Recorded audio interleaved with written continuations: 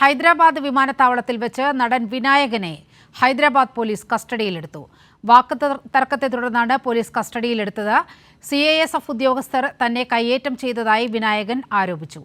ഗോവയിലേക്ക് പോകുന്നതിനുള്ള connecting ഫ്ലൈറ്റിന് വേണ്ടിയാണ് വിനായകൻ ഹൈദരാബാദിൽ ഇറങ്ങിയത്. വിവരങ്ങളുമായി ജിബിൻ ചേരുകയാണ്. ജിബിൻ, എന്താണ് ഹൈദരാബാദ് വിമാനത്താവളത്തിൽ സംഭവിച്ചത്?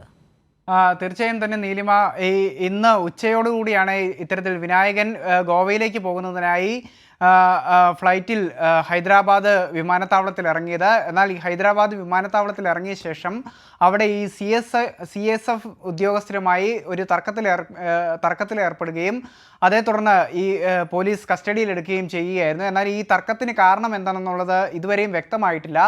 നിലവിൽ ഇപ്പോൾ വിനായകനെ കസ്റ്റഡിയിലെടുത്തതായുള്ള വിവരങ്ങൾ പുറത്തു വരുന്നുണ്ട്. എന്നാൽ വിനായകൻ മദ്യപിച്ചിരുന്നതായുള്ള ചില വിവരങ്ങൾ കൂടി ഇതോടൊപ്പം തന്നെ നമുക്ക് ലഭ്യമായിട്ടുണ്ട്. ഇതാവാം ഒരുപക്ഷെ ഇത്തരത്തിലൊരു തർക്കത്തിലേക്കും ഇത്തരത്തിൽ വിനായകനെ കസ്റ്റഡിയിലേക്ക് എടുക്കുന്ന ഒരു സാഹചര്യത്തിലേക്കും പോയത് എന്നുള്ളതാണ് നമുക്ക് മനസ്സിലാക്കാൻ സാധിക്കുന്നത്.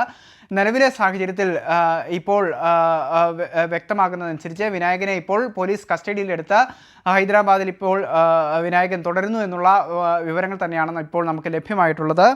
ഇന്ന് ഉച്ചയോടുകൂടി തന്നെയാണ് ഇത്തരത്തിൽ ഗോവയിലേക്ക് പോകുന്നതിനായി വിനായകൻ ഇത്തരത്തിൽ ഗോവയിലേക്ക് പോകുന്നതിനായി ഹൈദരാബാദിലേക്ക് ഇറങ്ങുകയും ഹൈദരാബാദ് വിമാനത്താവളത്തിൽ ഇറങ്ങുകയും അവിടുന്നുള്ള ഒരു